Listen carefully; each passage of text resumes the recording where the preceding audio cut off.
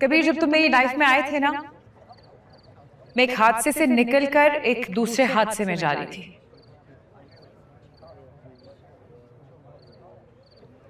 बहुत इंसेन किस्म का इमोशनल और कल्चरल शॉक था, जिसमें से मुझे लग रहा था कि मैं कभी भी नहीं निकल पाऊंगी। फिर तुम आए, हम मिले। मेरे टैलेंट और पैशन को तुमने इस तरह सराहा जैसे मैंने भी कभी नहीं सराहा था। फिर हम दोस्त बने, फिर हम बहुत अच्छे दोस्त बने। फिर मुझे लगा, जो तुम्हारा नहीं पता यार, लेकिन जेन्युइनली मुझे लगा, ये जो कंफर्ट होता है ना, ये बिला वजह नहीं होता। हम हर किस्म की बात करते थे, एक दूसरे से बातें शेयर करते थे। मैं अपनी फीलिंग्स तुम्हें बताती थी। आई रिमेम्बर हम काफी अपने गोल्स भी डिस्कस करते थे, प्लान्स डिस्कस करते थे। और ये ऐसे ही नहीं होता कभी, इसके लिए ना बहुत कंफर्ट चाहिए, और ये कंफर्ट ऐसे ही नहीं आता। मैंने कोई डिमांड नहीं रखी, यू रिमेम्बर दैट। मैंने कभी कुछ नहीं मांगा, कोई कंडीशन नहीं थी, कोई ख्वाहिश नहीं थी, कुछ भी नहीं था। सिर्फ एक चीज थी, कॉन्स्टेंटली मैंने बार बार कहा कि कभी कुछ भी हो जाए यार, झूठ मत बोलना, नो मैटर व्हाट। कबीर, कुछ छुपाना मत, गायब मत होना। तुम्हें पता है मुझे इस बात का डर क्यों था? क्योंकि मेरे बाप ने एग्जैक्टली ये किया था कबीर, बगैर बताए वो गायब हो गया था।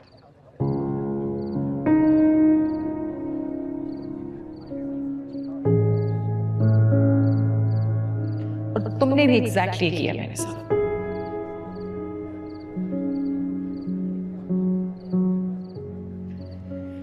मैं ना यहाँ पे कोई प्यार की भीख वीख नहीं मांगने आई हूं कि तुम्हें लगे कि मैं कहूं कि सुनो मेरी बात एंड ऑल दैट। मुझे ना मेरा क्लोजर चाहिए, और अभी चाहिए। क्योंकि कॉन्स्टेंटली मैं एक लूप में हूं पिछले 3 महीने से। मेरे दिमाग में बात घुस नहीं रही, समझ नहीं आ रही कि मैंने ऐसा क्या किया है, कि मैंने क्या बोला है जिस वजह से तुम्हें लगा है कि यार तुम मुझ पर ट्रस्ट नहीं कर सकते हो, तुम मुझे अपनी फीलिंग्स नहीं शेयर कर सकती। मैं जिस आदमी को इतना अहम समझती हूँ अपनी लाइफ में, वो मुझे बता नहीं सकता कि उसकी लाइफ में क्या प्रॉब्लम है, क्या खौफ है। इतनी शैलो हूं मैं कि तुम कुछ शेयर कर सको। तुम्हें मुझ पर ट्रस्ट नहीं था, मतलब हमारे बीच कुछ नहीं था, या मतलब जो मेरे दिमाग में मुझे लगता था कि है वो था ही नहीं। क्योंकि जब से तुम गए हो ना कबीर, मुझे ऐसा लगा है कि तुम अपने साथ मुझे भी ले गए। मेरा कोई कंट्रोल ही नहीं था अपने इमोशंस पे। मैंने कॉन्स्टेंटली अपने आप से सवाल जवाब किए, और मुझे अब ऐसा कोई जवाब नहीं मिला जो मेरे दिमाग में सेटल हो सके। इसलिए कबीर, अब तुम मुझे जवाब दो यार, ताकि मैं जिंदगी में आगे बढ़ सकूं।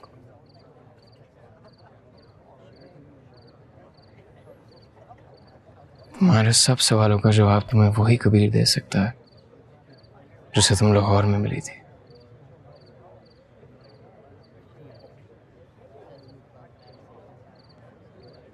अगर वो वाला कबीर तुम्हें मिल जाए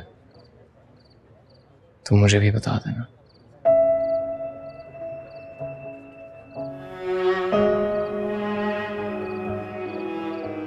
ये शख्स जो तुम्हारे सामने खड़ा है, इसे मैं खुद भी नहीं जानता।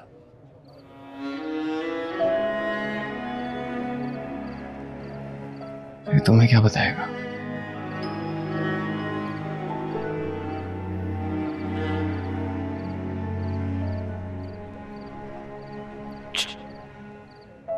ये सीन है।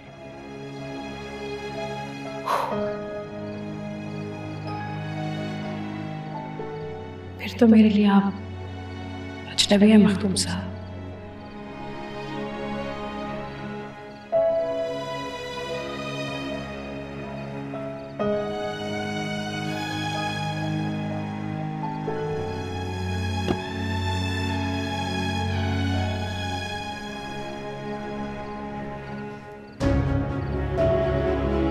चलती हूँ फिर।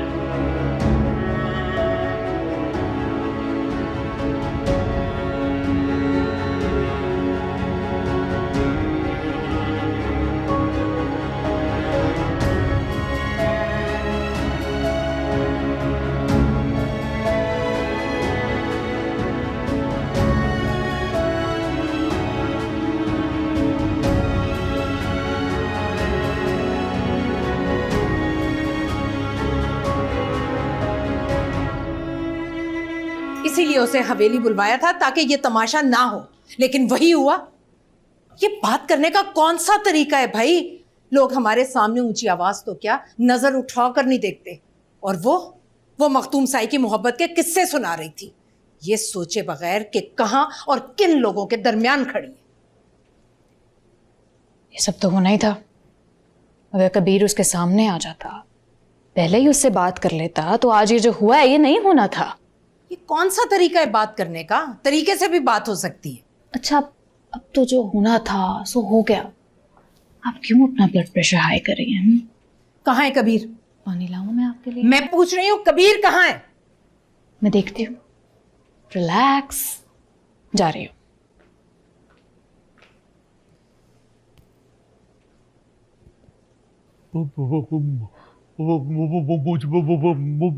मुझे तो यही समझ नहीं आई कि उसने कहा क्या है। अब्बा जी, हमें भी नहीं समझ आ रही कि आप क्या कह रहे हैं। आपने सुना नहीं है? उसने बताया कि कबीर उसे बताए बगैर ही यहाँ पे आ गया था। वो आहो पुत्री, तो उसने आना ही था। बड़े सरकार फौत हो गए थे। अब्बा जी, वो ज़ारा को बताकर भी तो आ सकता था, छुपाने की क्या जरूरत थी उससे? अब तो उसे पता चल गई थी। है, वो कहती है कि अब कोई फायदा नहीं है, अब बहुत देर हो चुकी है। वो देर क्या हो गई पुत्री? अब अभी कौन सा रिश्ते की बात हो गई है? अब्बा जी, कबीर ने ज़ारा को ये भी कहा है कि अब मैं पहले वाला कबीर नहीं हूँ, पहले वाला कबीर गवाच गया है। ये क्या बात हुई जी? बात तो सही है अब्बा जी, वहां पे मोटरसाइकिल पे खज्जल होता था, यहाँ पे वो नवाब बना हुआ है। वो तो फिर अब तय क्या हुआ है? अब्बा जी, हम भी आपके साथ ही हैं, हमें भी नहीं समझ आई। बस उसने कहा है कि चलें। वो जो अंगूठी ली हुई थी, अब उसका क्या करना है? उसमें जो हीरा लगा हुआ ना, तुझे रास्ते में चटाते हुए जाएंगे।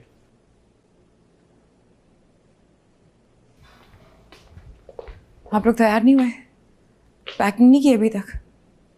पुत्र वो पहले तुमसे एक बात कर रही थी। जो भी बात करनी है नाना मियाँ गाड़ी में कीजिए, कभी बहुत देर हो रही है।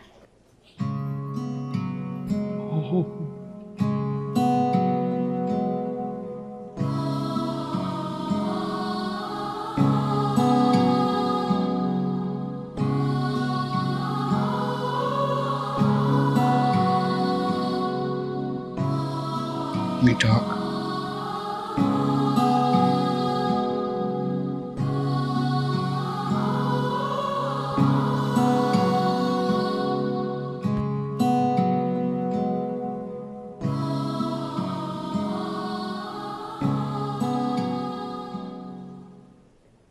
अब्बा जी,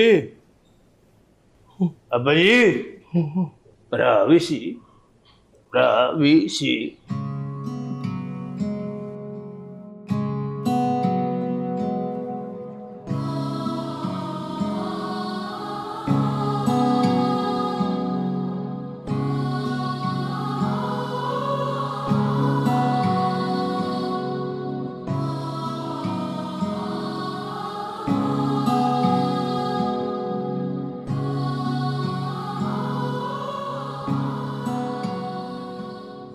यार बड़ी वाहियात चीज़ें हैं मोहब्बत। वाट लगा देती है बंदे की भाई, किसी लायक ही नहीं छोड़ती आपको कि आप कोई काम धंधा कर लें। अजीब मेरी दलदल है, बंदा इसमें धंसता ही जाता है। जब तुम थे ना, तब मुझे महसूस नहीं हुआ कि इतनी जोर से हुई हुई है मुझे। तुम निकले हो फौरन, पता नहीं मेरे दिमाग को क्या हो गया है, अजीब जैसे माउफ हो गया है। और ये बात नहीं है कि मेरी जिंदगी में कोई प्रॉब्लम्स नहीं है, बड़े दुख रहे हैं, लिस्ट है मेरे पास, लेकिन उसके बावजूद यार मैं सेट थी, हंसती थी, घबराई नहीं हूं कभी मैं, इस तरह आजाद थी। तुम्हारे जाने के बाद पता नहीं क्या हुआ है, दिमाग ही बंद हो गया है। ना दिन की खबर है ना रात की।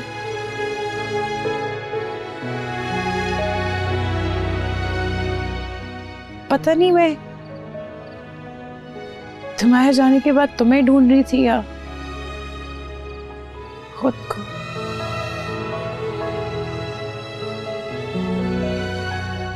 बेटा एक स्टैंड इधर रख दो स्टेज के इस तरफ, हाँ एक दूसरी तरफ, जल्दी जल्दी जल्दी। और ये माइक और स्टूल ऊपर रख देना इधर स्टेज पे। साउंड का क्या बना है?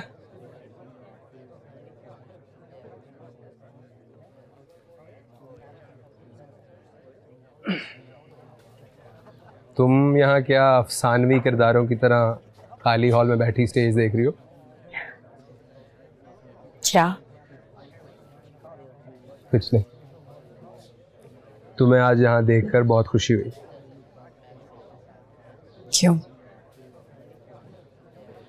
बस यार, हमारी जिंदगियों की कहानियाँ कब एक दूसरे से कनेक्ट हो गई पता भी नहीं चला। So I am really really happy that I met you. मुझे नहीं पता था कि आप इमोशनल भी हो जाते हैं। बिल्कुल नहीं, मैंने तो बंदे बिठाए हुए ना जिन्होंने तुम पर नजर रखी हुई है। ओहो, तुम भाग ना जाओ ना, रिकॉर्ड अच्छा नहीं है तुम्हारा।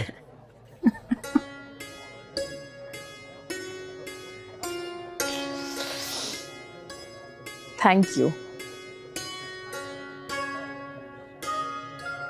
Thank you for everything. रुलाएगी क्या पगली? हाँ?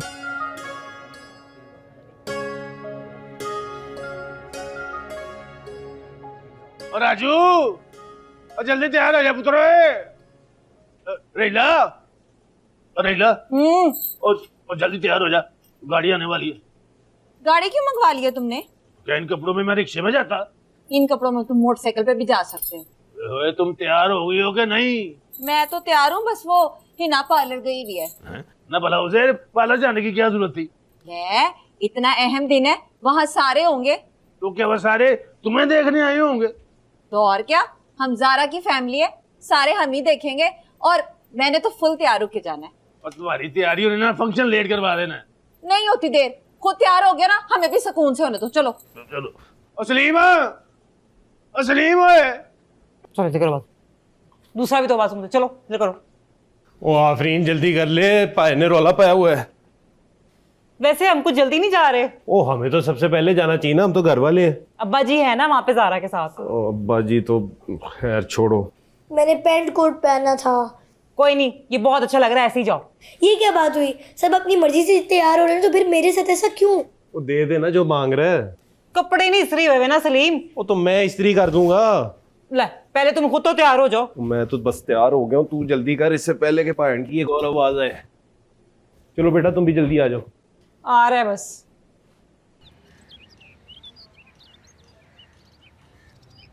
आ जाओ चले पाया। चले पायन, मैं तैयार हो गई हूँ। 1 घंटे से तुम लोग का इंतजार कर रहा हूँ, दिल कर रहा था छोड़ के चला जाऊं तुम लोगों को। मैं तो कब से तैयार होके बैठा बैठा घुस गया हूँ। पायन, आज अब्बा जी नहीं है तो आपने उनकी ड्यूटी संभाल ली है। तो क्या करे, बहुत मान के बैठ जाए, तुम लोग का इंतजार करते रहे। हाय अल्लाह, हिना कितनी प्यारी लग रही है तू। सच्ची सूट बड़ा जच रहा है तेरे पे। बाल बनाए नहीं उसने मेरे भाभी। क्यों, तुझे आफरीन ने नहीं तैयार किया? वो तो आज खुद ही तैयार हो रही है, उसके पास फुर्सत ही नहीं है। सरीन किधर है? टाँव पकड़ के बैठा होगा अपनी बेगम के, उसने कहा जाना है। हाय हाय, जुत्ती भी कौन सी पहन ली है तूने? बता देना कौन सी पहने। चला मैं तेरी बदलवाऊं। कहाँ जा रहे हो तुम लोग? बस जुत्ती चेंज करके आ रहे हैं। चेंज करो, मैं जा रहा हूँ। बात उसमें पाया। यार ओ किधर जा रहे हो, पायन की हो गए? ओ भाई हमको ये शराफत है, कब से तुम लोग को इंतजार कर रहा हूँ, तुम लोग की तैयारी नहीं खत्म हो रही। पायन फंक्शन रात है। तो ठीक है फिर मैं चले जाता हूँ, तुम लोग बाद में आ जाना। ओ पायन खलो जाओ, एक साइड बुलाने हैं। आफरीन ओ आ जा यार। अरे ला, अब कहाँ मर गई है तू? हिना जी आ रही हूँ मैं। भाई एक तो तैयार भी नहीं होने देते। हो गए, सब तैयार हो गए। हाय ला, माशाल्लाह माशाल्लाह, कितने फिट लग रहे हैं सारे, है ना? भाई मुबारक हो, मुंह मीठा कीजिए। ये किधर से आ गया? और मिर्जा ठंडी हो यार, गाड़ी में जगह कोई नहीं है। जगह दिल में होनी चाहिए। हाँ, दिल में रख के लेके जा रहे हैं तुझे, लेकिन गड्डी में जगह नहीं है। ऐसा लगता है मैं हवाओं में हूँ। भाभी आज तो हमारे पाँव ही जमीन पे नहीं लग रहे। यूरिक एसिड बढ़ गया होगा, उसमें होती है एड़ियों में दर्द बहुत।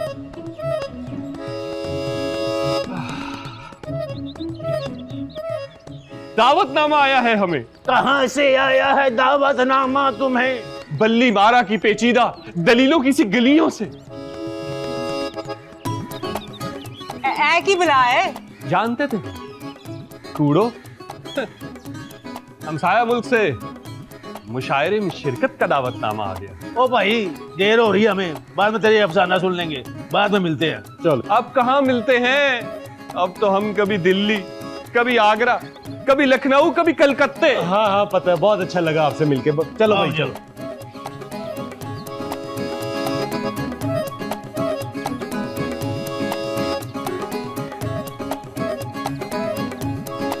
भाई मिठाई तो छोड़ जाइए।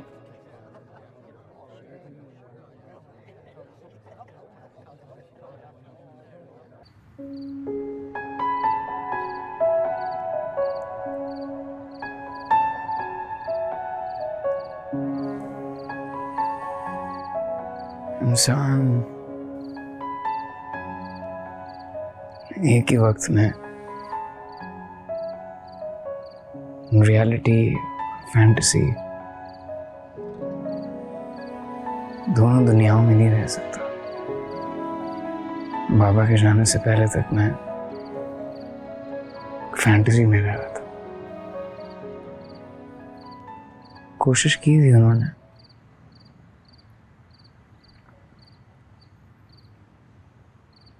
रियलिटी में लेके आने, नहीं आया गया। और चाहते ना चाहते उन्होंने रहने दिया मुझे एक फैंटेसी में।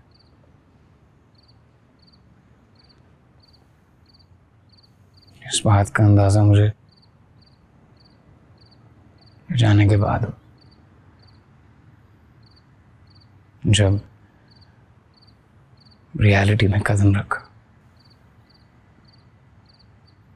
ये पग, ये गद्दी, इनका वजन, इनका मतलब,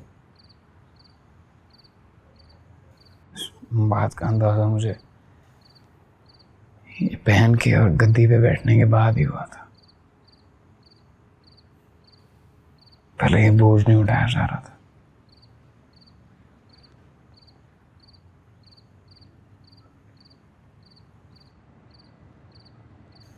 सोचा था भाग जाओ,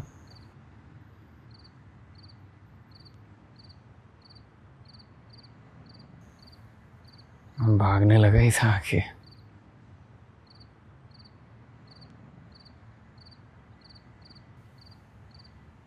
चला अब आ गया।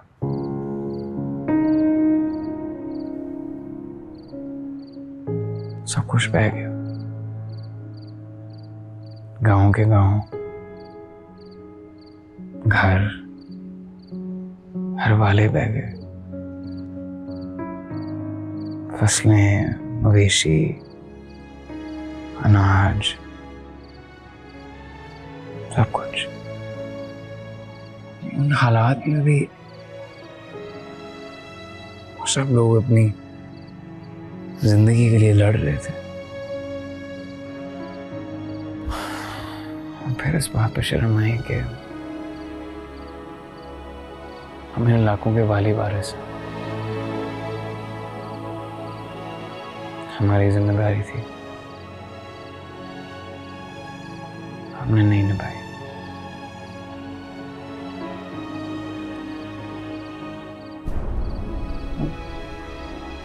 कई लोगों के पास खाने को कुछ नहीं, तालीम नहीं है, पानी नहीं है, इलाज नहीं है, दवाई नहीं है। कुछ महीने तो बस यही चलता रहा था सब। फिर सोचा कि दो ऑप्शन,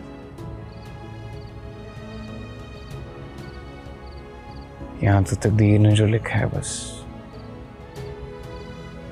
मान कर आंखें बंद कर लूं,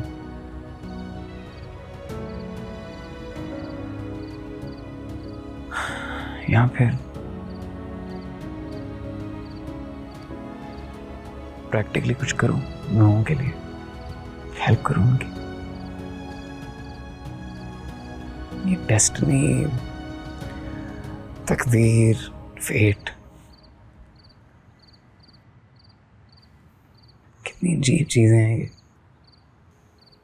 पहले सोचता था कि 100 साल भी यहाँ रह लूँगा ना, कभी एडजस्ट नहीं कर पाऊँगा। फिर पता नहीं कब मैं इन लोगों से और ये लोग मुझसे बस कनेक्ट कर गए। मैं बस एक बात बताऊँ,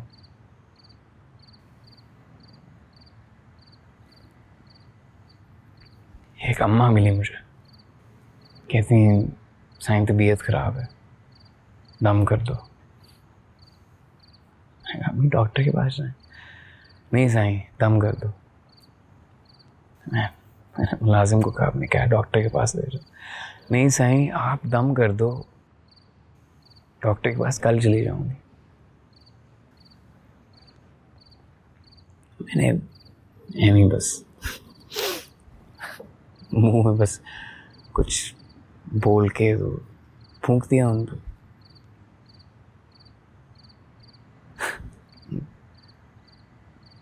Can you believe she was fine? What? Yeah. A1.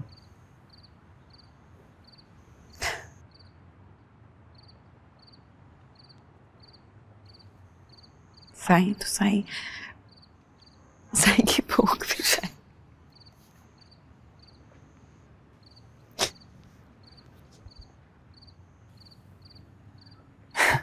ये बात तो हम दोनों ही जानते हैं कि मैं कोई सेंट या कोई स्पिरिचुअल हीलर या कोई सुपर हीरो नहीं हूँ जिसके पास कोई मैजिक पावर्स हैं कि वो सबको ठीक कर दे। मैं आम इंसान हूँ बस एक इन सब की तरह। ये बल्कि इन सब का एक बिलीफ सिस्टम है, you know, like it's just something they believe in. And पता नहीं मतलब तो इस चीज़ को लॉ ऑफ अट्रैक्शन कहना है, प्लेसिबो कहना है, कोई साइकोलॉजिकल इफेक्ट है किसी चीज़ का या कुछ है, but whatever it is you want to call it, it works. It's worked. It works most of the time. और फिर मैंने सोचा, मैंने कहा यार एक सेकंड,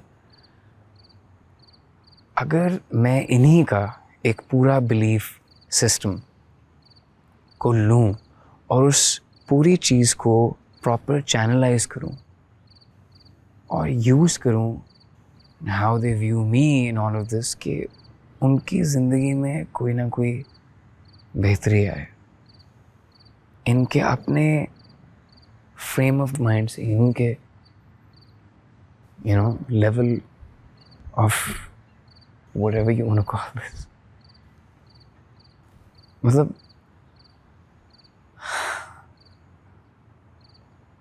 बाहर रहकर अगर मैं म्यूज़िक करता तो उस चीज़ में फ़ायदा सिर्फ मुझे ही होता, और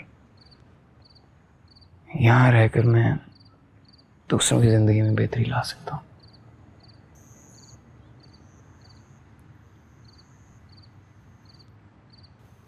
कबीर, ये सब तो मुझे पहले नहीं बता सकते थे।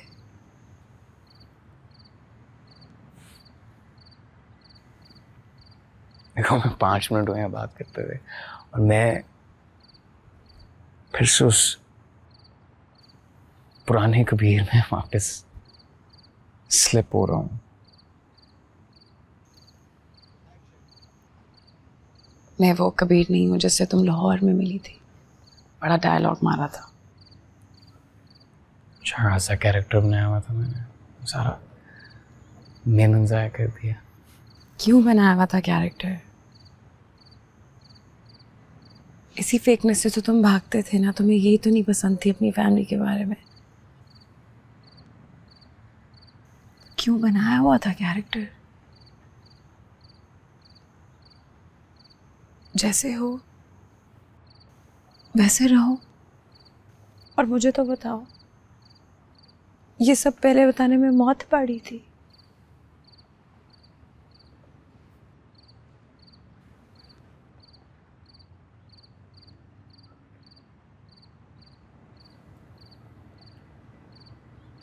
मैं वापस नहीं आ सकता।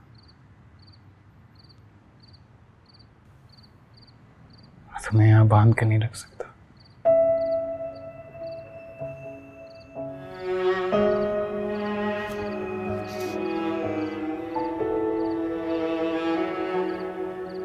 तुम्हारी और मेरी लव स्टोरी काफी कन्वेंशनल सी है, यू नो। मतलब मैं माय लुक्स देख के थोड़ी पागल हुआ था तुम्हारे पीछे।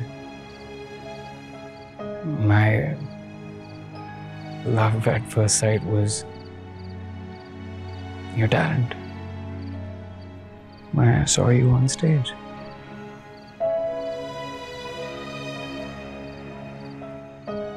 मोहब्बत शॉपर भी तो सारी चीजें बाद में दी थी हमें।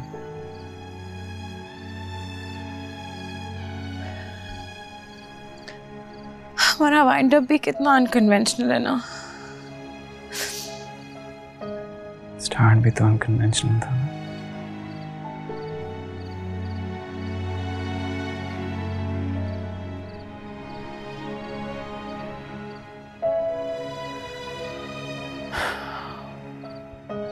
So, मैं यहाँ का महाज संभालूंगा, तुम स्टेज संभालो। क्या पता किसी दिन तुम परफॉर्म करी और दूर कहीं क्राउड में तुम्हें मैं नजर आ रहा हूँ।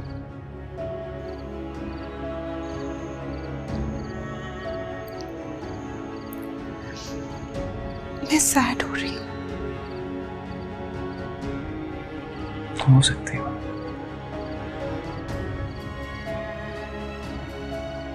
थोड़ी देर ही होगी।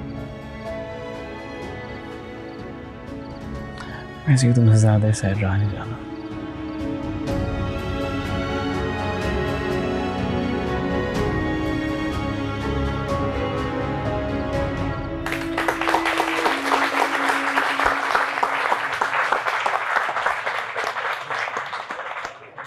बहुत शुक्रिया, बहुत शुक्रिया।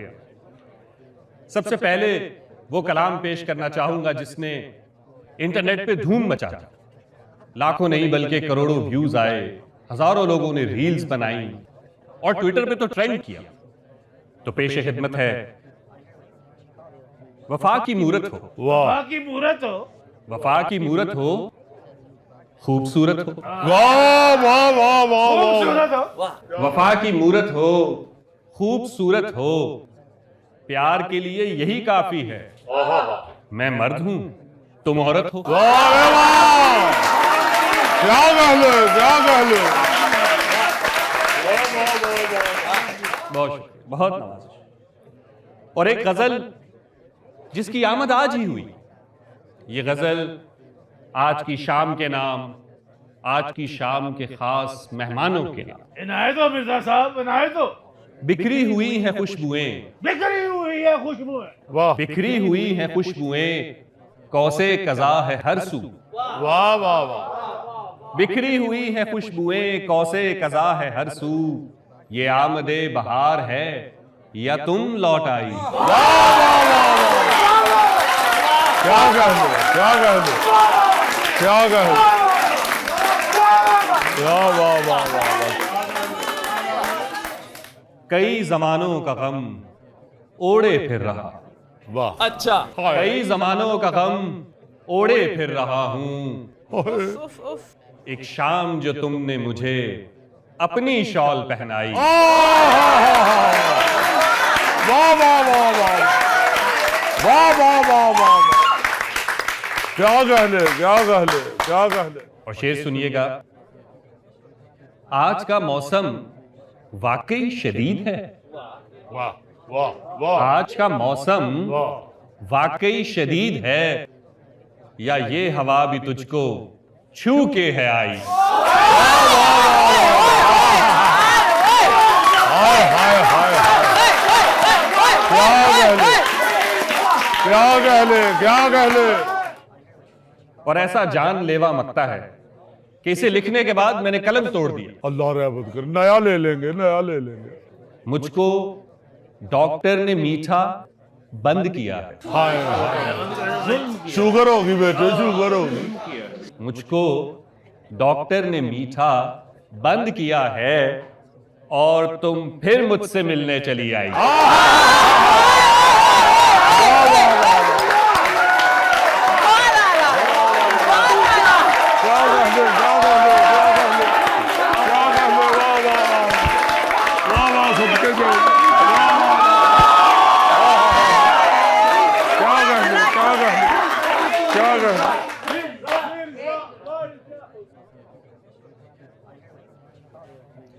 अब मैं आपके और इस शाम के दरमियान में मजीद मुखिल नहीं होना चाहूंगा।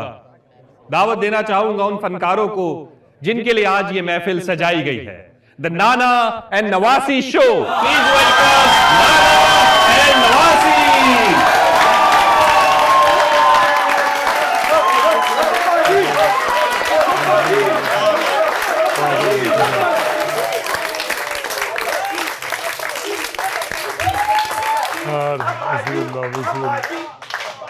Thank you so much everybody for having us here. Ladies and gentleman, जैसे कि आप सब जानते हैं, मेरा नाम है ज़ारा खान और ये है मेरे नाना मियाँ अमीर खान साहब। ये भी बताता चलूं कि ये दुनिया का वाहिद अमीर है जिसकी जेब में 150 रुपया भी नहीं है। मैं तो खैर यहाँ पर आज आप सबके सामने स्टैंड अप शो करने आई हूँ, बट मुझे नहीं पता कि ये यहाँ क्यों आए हैं। अजी मैं यहाँ पे जनरेटर ठीक करने आया हूँ। देखिए आप स्टैंड अप कॉमेडी करने आए हैं तो मैं कौन सा सिट डाउन कॉमेडी करूँगा। नहीं, ये यहाँ पर इसलिए आए हैं क्योंकि इन्होंने देखा कि शाम को मैं तैयार हो रही थी, बहुत प्यारी लग रही थी, तो ये बिल्कुल मेरे पीछे पीछे आ गए। क्यों? क्योंकि इस जनरेशन को इस जनरेशन पर एतबार नहीं है। बात एतबार की नहीं है, बात हिफाजत की है। नहीं। इस ऑडियंस को सच सच बताएं कि आप यहाँ पर क्यों आए हैं, क्योंकि आपको लगता है कि ये आपका खानदानी काम है। जी इसमें कोई शक नहीं है कि स्टैंड अप कॉमेडी हमारा खानदानी काम है। नहीं नहना मियाँ, स्टैंड अप कॉमेडी बहुत अलग चीज है, इसमें बहुत क्लास है। हम लोग तो लोगों को इतना इनोवेट करके हंसाते हैं, आप लोग तो जुगतबाजी करते हैं। नहीं बेटा जी, मैं समझता हूँ कि आपकी स्टैंड अप कॉमेडी में और हमारी स्टैंड अप कॉमेडी में बस इतना ही फर्क है कि इनकी स्टैंड अप कॉमेडी शुरू होती है लेडीज एंड जेंटलमैन और हमारी स्टैंड अप कॉमेडी शुरू होती है भाग लगे रहे, मौला जोरिया सलामत रखे, रहमत होती रहे। आप स्टैंड अप कॉमेडी करते हैं थिएटरों में, हॉलों में, ऑडिटोरियम में या कैफे के किसी हॉल में। हम स्टैंड अप कॉमेडी करते हैं तंबू कनातों में। आपकी स्टैंड अप कॉमेडी के लिए लोग टिकट लेके आते हैं, हमारी स्टैंड अप कॉमेडी के लिए अल्लाह पाक किसी को काका दे देता। अच्छा ठीक है, मान लेते हैं आपका ये पॉइंट, लेकिन आप हमारा कोई पॉइंट क्यों नहीं मानते? अभी मैंने रास्ते में इनको बोला कि गूगल ने बता दिया कि आज बारिश होगी, तो प्लीज नाना मियाँ छतरी ले लें, तो इन्होंने कहा पुत ठहर, मैं लिफाफा फाड़ लिया। पहली बात तो ये है कि मैं इस गूगल चाचे की बात पे यकीन ही नहीं करता। देखो जी, हर इलाके की, हर खित्ते की अपनी अपनी जरूरियात होती है। ये जो छतरी है ये गोरे को ठीक काम देती है, क्योंकि वहां पे लोग भी सीधे हैं और बारिश भी सीधी होती है। हमारे इलाके में लोग भी टेढ़े हैं और बारिश भी टेढ़ी होती है। अगर छतरी ले तो वो सर को तो बचा लेती है, मगर टेढ़ी बारिश सारी पतलून गिल्ली कर देती है। अच्छा ठीक है, इनका ये पॉइंट भी वैलिडेट हो गया। लेकिन अभी जब गाड़ी में मैं ऑनलाइन म्यूजिक सुन रही थी नाना मियाँ, तो आपने मुझे कहा आपने अपने फेवरेट सिंगर का गाना सुनना है। 15 मिनट इन्होंने मुझे सिंगर पे लेक्चर दिया। मैंने भी कहा ठीक है लगा देते। सिंगर की इतनी लंबी थी कि कैफे आ गया, लेकिन उसका आ खत्म नहीं हुआ।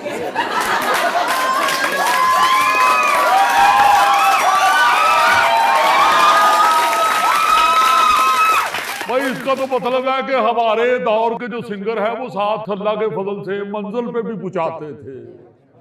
आहा, मैं तो कहता हूं कि हमारा सिंगर अगर आ ना करे तो मंजिल आती नहीं है।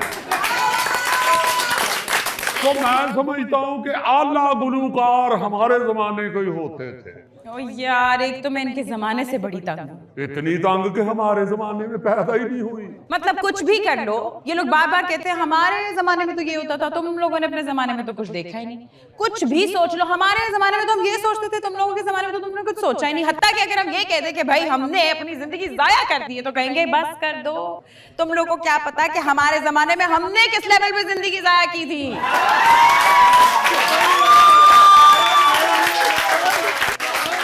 तो मैं साबित कर सकता हूं, जैसा हमारे जमाने में वक्त जाया करते थे वो आपके जमाने में नहीं होता। मेरा फर्स्ट कजन भानैत 80 साल का हो के फौत हुआ है। 80 साल में से 72 साल एक दूध दही वाले के थड़े पे बैठा रहा है। आपने क्या बेली हो रहा है? आपके दौर में तो अब मोबाइल आ गया। ओ भाई, खाना इंटरनेट पे, फैशन इंटरनेट पे, हत्ता के मोहब्बत और इश्क भी इंटरनेट पे। और ऐसा जाली इश्क कई महीने लगा देते हैं बुशरा की फेसबुक खोल खोल के, बाद में पता चलता है बुशरा नहीं पाबशीर है। ठीक है नाना मियाँ, आपके जमाने में भी बहुत अक्लमंद लोग थे, लेकिन नाना मियाँ हमने भी तो एक्सेप्ट कर रहे हैं, बजाय के पोते की बाइक के पीछे बैठ के बस यही कहते रहे कि ये सारा खाली था, यहाँ सब मैदान होते थे, यहाँ बस घास होती थी। भाई वहां पर चीजें बन चुकी हैं और जो बन गया है उसको मान ले।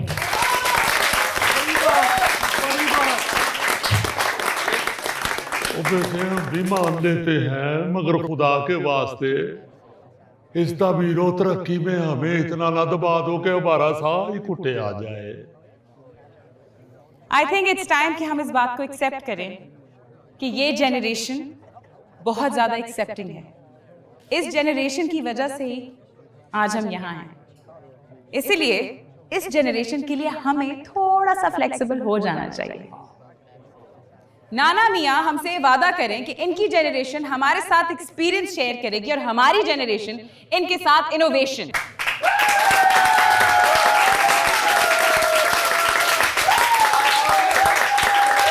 तो फिर क्या कहते हैं, नाना मियाँ से वादा ले ले? So नाना मियाँ, do you promise to coexist? Okay, but Urdu बेटे।